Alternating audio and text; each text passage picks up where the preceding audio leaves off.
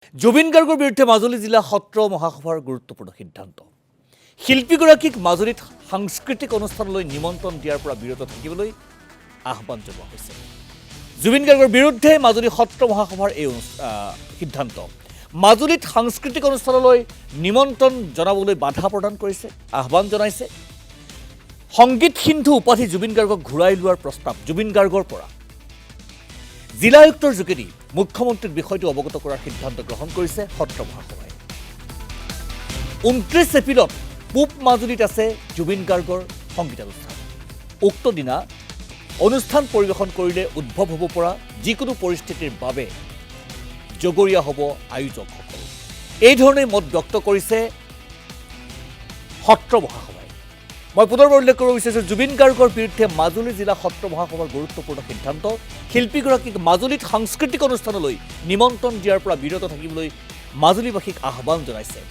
আৰু মাজুলীৰ পৰা দিয়া হোৱা সংগীত সিন্ধু উপাধি জুবিন গাৰ্গক পৰা ঘূৰাই লোৱাৰ প্ৰস্তাৱ গ্ৰহণৰ বাবেও তেওঁলোকে তেখেতসকলে সিদ্ধান্ত গ্ৰহণ কৰিছে। জিলা আয়ুক্তৰ যোগেদি মুখ্যমন্ত্ৰীক সমগ্ৰ বিষয়টো অৱগত কৰাৰ সিদ্ধান্ত গ্ৰহণ কৰা হৈছে।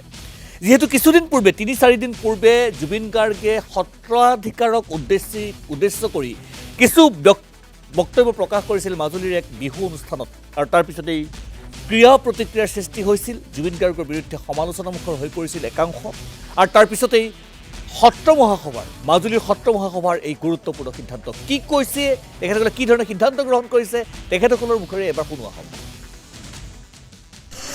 মাজুলী জিলা সত্ৰ মহাসভাৰ যোগেদি মাজুলী সত্ৰাধিকাৰসকলৰ সকলোৱে সহমতত আৰু মাজুলীৰ বিভিন্ন দল সংগঠন ইয়াত আহিছে আজি।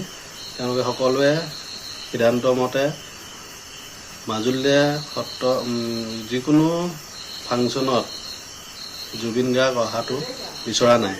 গতিকে তেওঁ আহিব নালাগে বুলি আজি সেই সিদ্ধান্ত লোৱা হ'ল, প্ৰস্তাৱ লোৱা হ'ল। আৰু যিটো তেওঁক বঁটা মাজুলীৰ পৰা দিয়া হৈছিলে, গতিকে তেওঁ সেই বঁটাটো যাতে ঘূৰাই দিয়ে, সেইকাৰণে আজি আমাৰ 3টা সিদ্ধান্ত হৈছে। তেওঁ সেই বঁটাটো ঘূৰাই দিব লাগে আৰু আমাৰ মুখ্যমন্ত্ৰীক এই বিষয়ে জনাবৰ কাৰণে এটা সিদ্ধান্ত প্ৰস্তাৱ লোৱা হৈছে। সত্ৰাধিকাৰসকলক তেখেতে যিটো কৈছে সেইটোতকৈও আমাৰ কৃষ্ণ যিজন ভগৱান, তেওঁক কোৱা কথাটোত আমি বেছি দুখিত পাইছোঁ। মাজুলীত তেওঁ আহিব, কিন্তু কোনো এনেকুৱা ফাংচন কিবাকিবি তেওঁ তাত যাতে আমাৰ ইয়াৰ মাজুলীৰ পৰা তেওঁক নিমন্ত্ৰণ নজনায়, সেইটো আমাৰ সিদ্ধান্ত। মানে তেওঁক কোনো ফাংচনত নামাতে, যিহেতু সকলো ফাংচনতে তেওঁ তেনেকুৱা কিবাকিবি বিতৰ্কমূলক থাকে। সেইটো কাৰণে আমি ভাবোঁ যিহেতু যুৱ প্ৰজন্ম ভাল হ'ব লাগে, তেওঁ ভাল শিক্ষা দিব লাগে। তেওঁ উদ্বোধনী কোৱা মানে যুৱ প্ৰজন্মও বেয়া হৈ যাব। তেওঁ সেই শিক্ষা দিবৰ কাৰণে আমি তেওঁক আহ্বান জনাইছোঁ।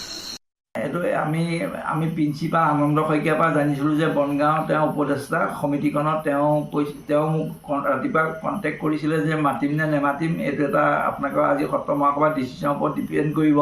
কিন্তু আমি এইটো হাক দিব নোৱাৰোঁ।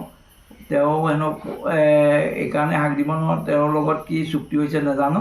কিন্তু আমি কৈছোঁ যে পৰাপক্ষত জুবিন গাৰ্গক এই অনুষ্ঠানটোলৈ মাতিব নালাগে। আৰু যদি অপ্ৰীতকৰ ঘটনা ঘটে তেতিয়াহ'লে তেওঁ এই সমিতিখন জগৰীয়া হ'ব আৰু লগতে অসম চৰকাৰো জগৰীয়া হ'ব বুলি আমি সত্ৰ মহাসভাই অনুভৱ কৰিছোঁ। গতিকে আমি এজন উচ্ছৃংখল যুৱ মানসিকতাক যদি ভাল কৰিব পাৰোঁ, আমাৰ এইটো কাম্য। আৰু আমি অনুৰোধ কৰিছোঁ তেওঁ যাতে ভৱিষ্যতে এনেকুৱা বক্তব্য পুনৰ নাৰাখে, আৰু নিজৰ বক্তব্যটো নাৰাখে যাতে উচ্ছৃংখল তেওঁৰ যিটো মানসিকতা, সেই মানসিকতা তেখেতে যাতে ঈশ্বৰৰ নামত শপত খাই এইটো বৰ্জন কৰে।